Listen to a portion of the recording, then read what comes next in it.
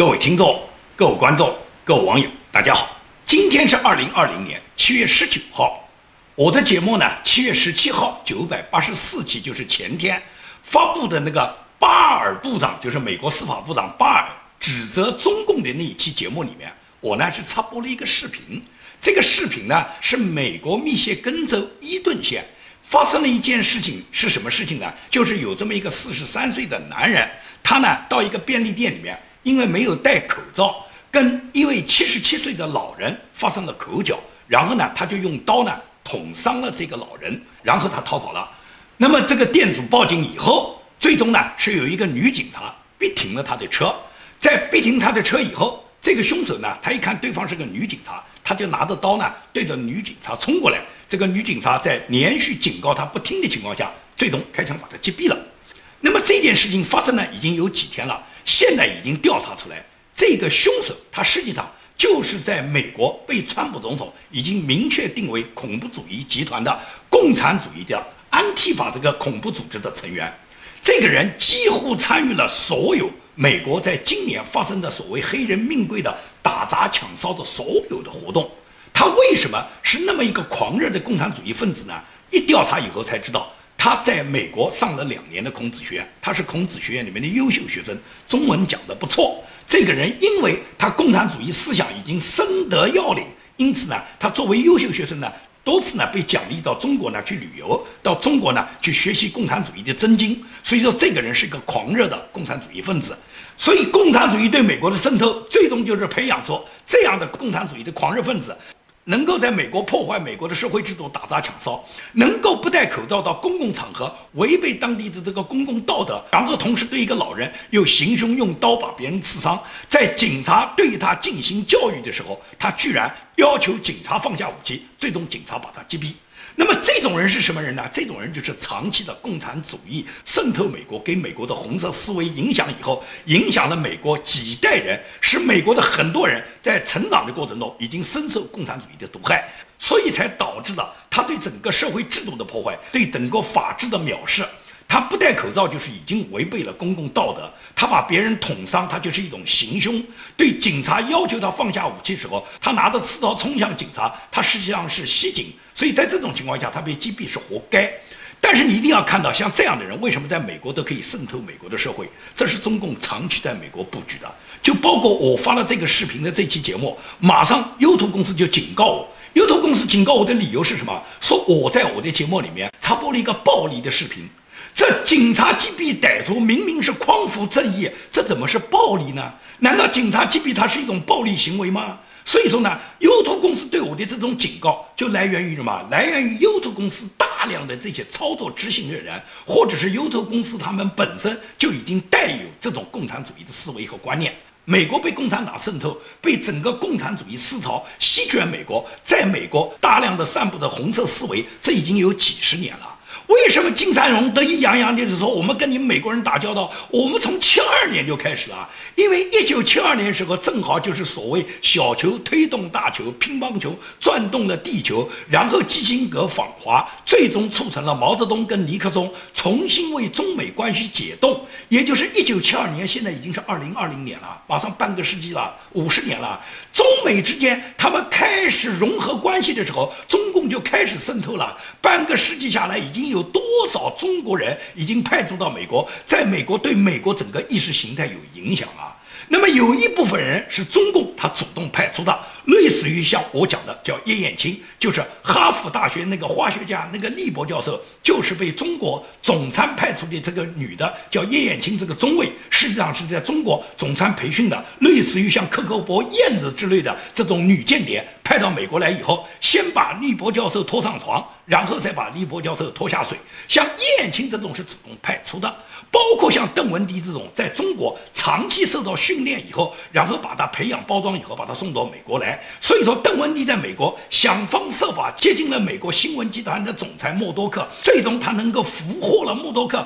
让默多克跟他自己的妻子离婚，然后娶了邓文迪。邓文迪一旦嫁给默多克以后，通过默多克在美国政商两界的影响力，通过默多克巨大的财富和在美国政商两界的人脉，所以说邓文迪一下子就如鱼得水哇，把美国的高层，包括很多国际政要，普京啦、布莱尔啦，个个是他邓文迪俘获的对象啊。所以说邓文迪这种和燕青这种是中共主动派出去的。那么除了中共主动派出去之外，还有一部分什么？还有一部分是中共在海外呢不断的发展利用的。他就观察哪些华人能够被利用，把他培养成我党需要的人。因此，在美国也好，在英国也好，他们都分别培养了很多女性的华人的杰出人才。这些女性华人杰出人才，他们被中共瞄上以后，中共就不断的包装他们，而这些人本身从意识形态里面也是投靠中共的，被中共的利益所诱惑，因此他们就帮助中共一起在海外开展的统战工作。美国最典型的是赵小兰，英国最典型的一个女人叫李雪苓。赵小兰，我相信大家都对她不陌生，因为赵小兰目前还担任的川普总统内阁里面的交通部长。那么赵小兰是如何发迹的呢？中共又是如何去培养她赵小兰的呢？培养赵小兰主要是什么？是从赵小兰的父亲赵锡成说起。赵锡成这个人曾经在民国时候跟江泽民两人是上海交大的同学。那么赵锡成是一个台湾人，他在台湾呢，当时呢是从事航运业，做这个什么大副、二副是他的职业。最终呢，从台湾呢，他移民全家到美国。他到美国时候，赵小兰只有8岁。赵小兰的时候英语一个字都不会。当然了，他是因为年龄很小，他父亲可以培养他，逐步的把赵小兰在美国读书，受到美国的教育。那么以后赵小兰的英文表达和赵小兰这个成长的经历都不差啊，因为他父亲是培养儿女的。毫无疑问来讲，华人家庭对自己的儿女培养都是很倾注自己用心的。但是赵锡成到美国就是一个小商人啊，啥花头也没有，混了几十年，也就是弄了一个温饱，基本上他的那个企业根本就没有任何起色，而且几度破产。到了赵锡成山穷水尽的时候，突然看到他的老同学江泽民担任中国国家主席了，中共最高领导人了，所以赵锡成忙不迭的就赶到中国。那时候是江泽民刚刚接任中共最高领导人。赵锡成来见江泽民的时候，赵锡成是想好了，他要投江泽民所好，希望江泽民来拉他这个老同学一把。他光续同学友情是一点用没有的。江泽民已经当了国家主席了，来讨好他的人多呢。就凭你当年一个老同学，你要江泽民照顾你，江泽民说重话，什么义务要照顾你啊？没有利益，江泽民凭什么要照顾你啊？所以赵锡成是想好了。赵锡成到北京见江泽民的时候，他就告诉江泽民，你要拉我这个老同学，你拉我这个老同学，我能为中美统战做很多事，我能促进整个中国对美国政界、对美国高层的影响。那江泽民讲，你有什么办法能影响？他说，我告诉你讲，我的女儿赵小兰现在正在跟美国一个年轻的参议员叫麦康奈尔谈恋爱，而且很快他们就会结成夫妻。麦康奈尔是美国共和党的参议员，是年轻的参议员里面的青年的才俊，很可能将来能成为共和党建制派的大佬。所以说，你江泽民，你要不要考虑我家庭这个背景？我有这个背景，我可以帮助你在美国做很多统战工作，所以你给我生意做，你把我这个华人包装起来了，我最终做大了，我会在美国上层能够把你中国的红色思维帮助你渗透进去，因为我女儿很能干，赵小兰马上嫁给麦康奈尔，他们夫妻两口子就可以在美国的上层有很大的活动的回旋余地啊。江泽民一听，哦，还有这么回事啊！江泽民当时没有马上答应他，但是江泽民就把他讲的话记下来了，就要求底下人马上过去查这个麦康奈尔，查这个赵小兰是不是赵锡成讲的那么回事啊？那中国的情报部门显然是有这个能力，马上就调查出麦康奈尔是谁，赵小兰是谁，他们在共和党什么地位。所以他们最后就跟江泽民做了汇报，就告诉江泽民啊，是这样啊，他有一个未来的女婿，马上就要结婚了，两个人现在正在谈恋爱。麦康奈尔已经当了快有10年的参议员了，而且麦康奈尔他虽然比赵小兰大一点，但是赵小兰是他的第2任妻子啊。麦康奈尔是1942年生的，赵小兰是1953年生的，也就是麦康奈尔比赵小兰大11岁。但是他们打算呢要结婚，那时候属于热恋状态。他们俩人的结识恰好是1989年6四，是因为1989年6四中国发生了天安门运动，这2个人是因为支持天安门广场的学生，支持中国学生的青年民主运动，在这个过程中，他们都抱有他们自己的正义观和价值观来支持中国广大的热爱民主的学生。所以江泽民一看就知道这个麦康奈尔有上层前途。为什么？他有所谓的正义感，也就是他在美国的建制派里面，他在美国共和党里面，他可以获得他继续上升的地位。而他对8964这种同情是站在西方人普遍的一个价值观的立场上，这种立场没什么问题，因为中就是要渗透你们这种人，中共就是要拉拢你们这种人，以后最终让你们的这种立场转化为中共服务。所以江泽民马上就叫底下人立即拿出一个计划来支持赵锡成。怎么支持赵锡成？他们马上就给了赵锡成一个大单，这个大单达到几十上百亿美金的一个航运大单，也就是把中国大量的货物从中国运到美国，把美国的货物运到中国，也就中美两地运输的这些大单，马上就给你赵锡成做，一下子就给几十上百亿的订单。而这个订单把赵锡成愁死了，赵锡成拿什么完成？他一个小商人，要钱没钱，要船没船，要人没人，他拿什么做啊？那江泽民，你看出他的心思，你这个担心什么，老同学？你没船，我中国的造船厂给你造；你没钱，我中国的银行给你贷；没人，你拿到我的钱，你去招兵买马，然后把航运端全部做下来以后，挣到钱以后，你该给回扣给回扣，该搞腐败搞腐败，该拉拢美国政要拉拢美国政要，帮助中国去搞统战。你只要把这个事做完以后，你这个发财生意是大大的。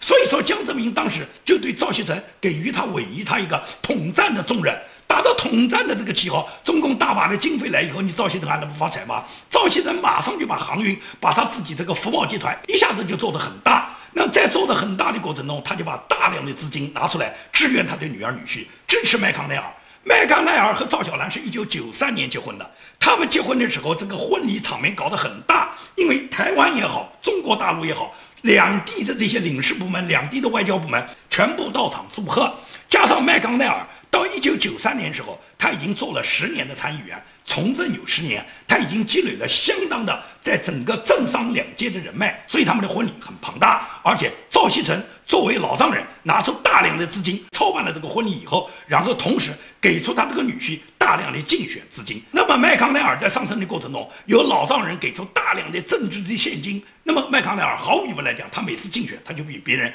更多的资金优势嘛。因此赵小兰和麦康奈尔这两个人这么30多年来对美国的政界影响是非常大的。赵小兰本人因为丈夫麦康奈尔的这个地位，麦康奈尔在整个共和党建制派里面逐步已经成为大佬，现在麦康奈尔已经成为参院多数党的领袖。麦康奈尔在这几十年的从政的过程中，自从他娶了赵小兰以后，又有老丈人给的钱，加上赵小兰已经被中共已经发展成为中共的一个谍报人员，赵小兰已经打入到美国的心脏里面。因此在小布什的内阁里面，赵小兰担任了小布什内阁里面的劳工部长，在本届内阁也就是川普总统的内阁里面，他也担任了交通部长。可以讲他完全就是中共埋在白宫的一个钉子。因此赵小兰和麦康奈尔夫妇，他们现在帮助中共推销中共的思维战略，帮助中共去统战，去俘虏所有的白宫愿意跟随中共合作的这些人，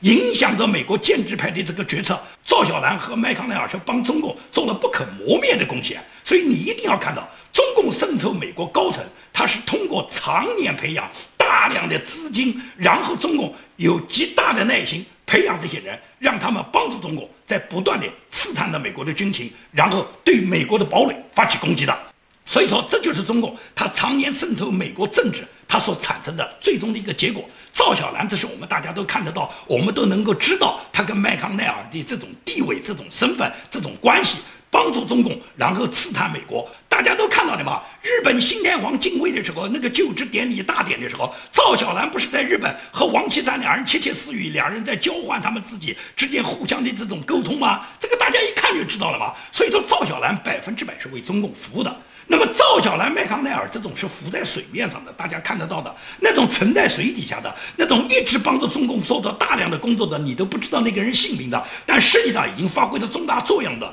类似于赵小兰这样的女人，在美国政界你知道就是赵小兰一个人吗？有的是啊。可以讲大量的中共派出的这些人员，或者是在美国培养发展的这些人员，甚至那些人本身是自干五的人员，最终都被中共培养出以后渗透美国的集体。从上到下，美国的社会制度之所以经受着考验，之所以在今年黑人命贵这个安提法的共产主义暴力行动冲击美国的社会制度，这跟中共几十年来对美国的渗透有绝对的关系的。这个是美国。那么英国呢？那么我们再讲英国。英国有一个来自中国大陆杭州的女的叫李雪玲，这个李雪玲是浙江大学研究生毕业，89年的时候呢就到了英国，因为正好8964嘛，趁着这个当口有大量的学生逃往海外，那么李雪玲呢就搭到89学生的这班车到了英国。他他到英国以后呢，他最初呢，因为在英国没有身份、没有地位、没有任何别人来帮助他，要靠自己从头打拼啊。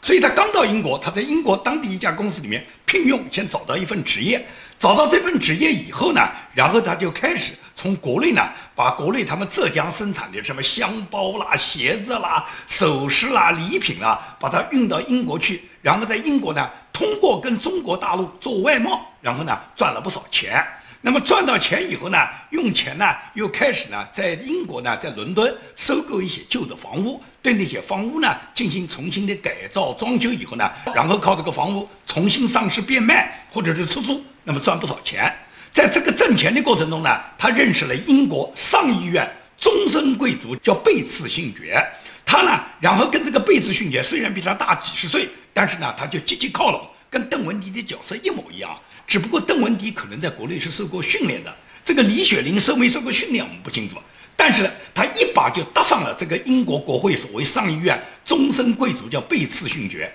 最终呢，他在2012年嫁给了这个所谓终身勋爵。那么在这个过程中，他是拼命为中共去鼓吹什么一带一路啦，宣传中共的理念，渗透中共的红色思维。他自从嫁给了英国这个贵族以后，就在英国的上层对英国整个建制派有了极大的影响。因为这个贝茨勋爵呢，是担任英国保守党前任的副主席的，在英国的政界呢有非常多的人脉。那么这个李雪林呢，就利用她丈夫在英国的这个地位，她呢积极的为中共推销各种红色战略，推销中共的红色思维，参与整个在英国所有中共华人统战的各项事情。所以他自己个人也给中共挣来了很多耀眼的头衔，什么企业家了、慈善家了，什么罗马天主的女爵了，英国中华总商会的常务副主席了，全英华人华侨统一促进会的会长了，什么英国华人社团联合总会的会长了，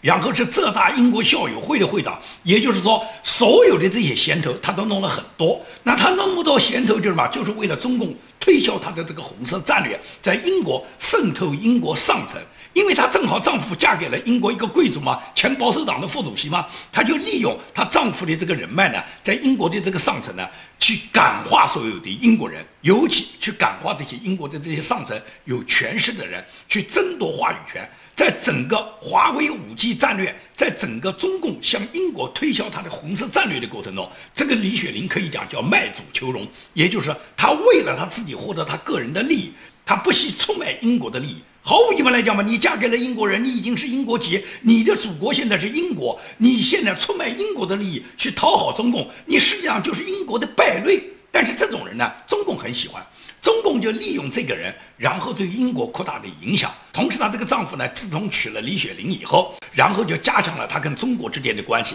他基本上每年都到中国来。他曾经跟这个李雪林在2015年和去年2019年都搞过什么中国的什么徒步旅行，这种所谓慈善徒步，是为中国红十字会去募集善款，一共募集到了9万英镑。中国红十字会是标标准准的吃人集团，他们这种做法是帮助红十字会去欺骗广大民众，也就是红十字会每年获得的这些善款，绝大部分是来自普通老百姓的。那老百姓他拿的钱要不要捐红十字会，就照着他李雪林的这种榜样，也就是李雪林和她的丈夫，他们用他们这种所谓徒步宣传，因为他徒步宣传，他每天要发朋友圈，每天要发社交媒体啊，然后也还有很多英国的媒体报道，产生影响以后，然后最终为中国红十字会、为中国的慈善总会去拉票。中国红十字会的慈善总会都什么人啊？他们的钱都养了郭美美这样的人，大家不知道吗？但是这个李雪林可以这样讲，这么多年，她嫁到英国以后，她就充当中共的一个红色走狗，帮助中共渗透英国的上层社会。也就是说，英国这个李雪林就跟美国这个赵小兰实际上是一样。当然了，他们个人的身价不一样，他们个人的影响力不一样，但是毫无疑问来讲，他们都影响到他们所在国家的建制派大佬。李雪林也是影响到英国保守党建制派大佬，而英国保守派他们在决定华为5G 是否究竟留用的过程中，是反复多次啊。要不是约翰逊首相这一次到鬼门关上走了一遭，差点把命搭掉；要不是川普气得把约翰逊的电话都摔掉；要不是川普告诉约翰逊，如果你一心要上华为5G，我就从你英国把我最先进的武器和我最精锐的部队撤掉。在这种情况下，英国是迫于美国的压力，同时当然也有英国相当一部分坚持自己价值观的这些政界领袖死死捍卫着英国的这个底线，那么最终华为5G被英国踢出了市场。这样也就是可以这样讲，英国最终是跟英美是联合的。